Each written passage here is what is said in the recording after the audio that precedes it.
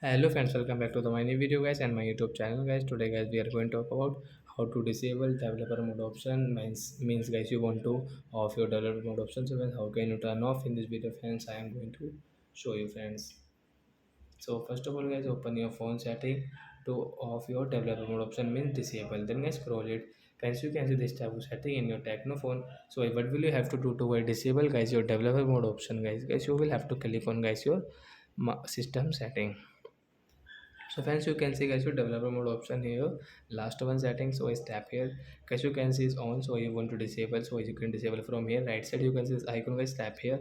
After disable guys you cannot use this setting guys, this setting will off in your Tecno phone.